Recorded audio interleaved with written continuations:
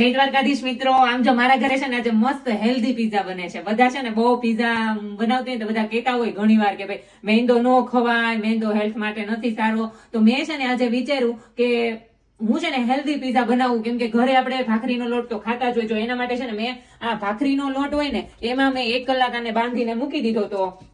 અને આ જો મસ્ત મજાનો ડો છે ને થોડો આમ કેવો કે ફ્લફી ટાઈપ નો થઈ ગયો તો ફૂલીને, એટલે મસ્ત મારો ડો 2 પીઝા છે 2 જણા તો મતલબ ઇનફ છે એમ, વધશે એમાંથી ને. જો આટલું લઈ લીધું છે, આ ચીઝ લઈ લીધું છે, ઓરેગાનો, ચીલી ફ્લેક્સ, અને આ છે ને મસ્ત પીઝા માટેની પાસ્તા ને પીઝા બે માં પેસ્ટ ચાલે ઈ લઈ લીધી છે. અને મસ્ત જો ગજેન્દ્ર રાજ નો પીઝા નો મસાલો લઈ લીધો છે. એટલે છે ને કે આજે છે ને હેલ્ધી પીઝા બનાવવાનું વિચાર્યું છે, કેમ કે બધા છે ને બહુ જ કોમેન્ટ કરતા હતા કે દીદી તમે છે ને મેંદો ન ખાવ તો ભાઈ તમે કઈ રીતે ભાખરીના પીઝા બનાવો છો ને. બધા તો છે ને આમાં ભાખરીના પીઝા છે ને કેવું કે ભાખરી બનાવી નાખે પેલા અને પછી પીઝા બનાવે, તો એવું નથી કરવાનું. હવે આપણે છે ને ડાયરેક્ટ જ આમ કેવું કે એનો ડો કરીને ડાયરેક્ટ જ આપણે ઓવનમાં મૂકશું.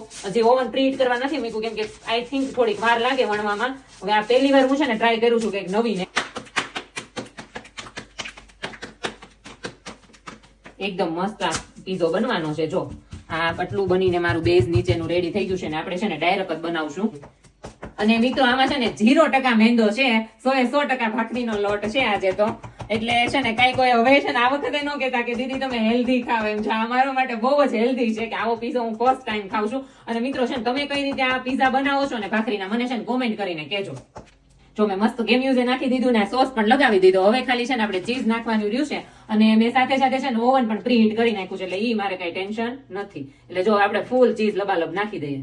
આ પીઝા તો મિત્રો મારી માટે પહેલી વાર છે, કેમ કે મેં ત્યાં સુધી પીઝા તો બહુ ખાધા, ઇટાલિયન ખાધા, દેશી ખાધા, ઓલા ખાધા, પણ આ ઘઉંના પીઝા તો હું પહેલી વખત ખાઉં છું. વિશાસ નવું ટ્રાય કરતી હોય, નવું ખવડાવ્યા કરે, મને મજા આવે, કેમ કે નવું ટ્રાય કરવા મળે છે. એટલે હું કેવું વિચાર. અને આજે તો કઈ ટેન્શન નથી, આજે પેટને કઈ પ્રોબ્લેમ નહીં આવે, કેમ કે બધા બહુ જ કહેતા દીદી તમે હેલ્ધી ખાવ. તો જો ભાઈ આ હેલ્ધી, હવે આનાથી હેલ્ધી તો કેવું બને મને કહેજો હો તમે પાછા. લબાલબ નાખી દો ચીઝ. અને હું છે ને ડાયરેક્ટ જ મૂકું છું, એમ કે ભાખરી બનાવું ને પછી ઓલું કરું એના કરતા મને એમ થયું કે છે ને પેલા હું કેવું કે રોટલો બનાવો નથી અને ડાયરેક્ટ જ કરી નાખું, એટલે કેવું કામ મજા આવે. તો એમ જો મસ્ત નખાઈ ગયું છે ચીઝ.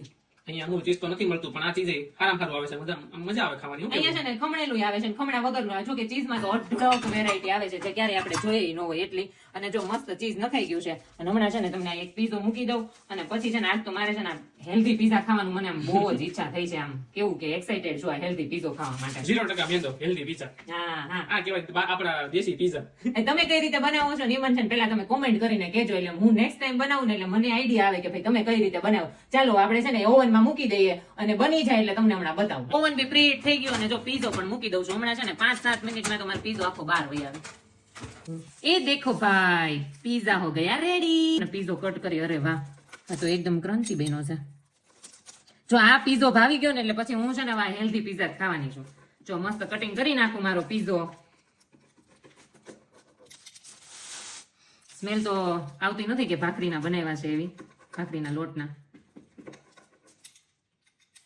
મિત્રો છે ને તમે આજે કોમેન્ટ કરવાનું તો ભૂલતા જ નહીં હો. મને એવું લાગે છે કે આ બધાને બંધ કરવા જોઈએ, હું આટલા સરસ પીઝા બનાવવા માંડી છું. શું કેવું ચિરાગ? ધંધા બંધ કરાવી તો એવું લાગે છે. ચાલો હવે વિશા ટ્રાય કરશે. ચાલો ટેસ્ટ કરવાનું ચાલુ કરીએ.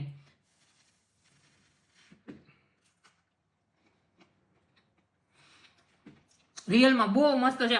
જરાય તમને ભાખરીનો ટેસ્ટ નથી આવતો. આ તમે જોવો એનું કેટલું આમ કેવું કે બેઝ એનું છે ને બહુ કડક અને આમ જો જાડું થઈ ગયું છે. નીચે જોવો તમે બહુ મસ્ત આમ જો પીઝા બનીને રેડી થઈ ગયા છે. તો તમે બધા છે ને એકવાર ભાખરીના પીઝા ટ્રાય કરજો જેને નથી કર્યા ઈ. અને છે ને તમે કઈ રીતે બનાવો છો ને મને કોમેન્ટ કરીને કહેજો. મને તો રિયલમાં બહુ જ પીઝા ખાવાની મજા આવી. વિડીયો ગમ્યો હોય તો લાઈક કરજો, શેર કરજો અને કોમેન્ટ કરવાનું ભૂલતા નહીં. મળીએ નેક્સ્ટ વિડીયોમાં.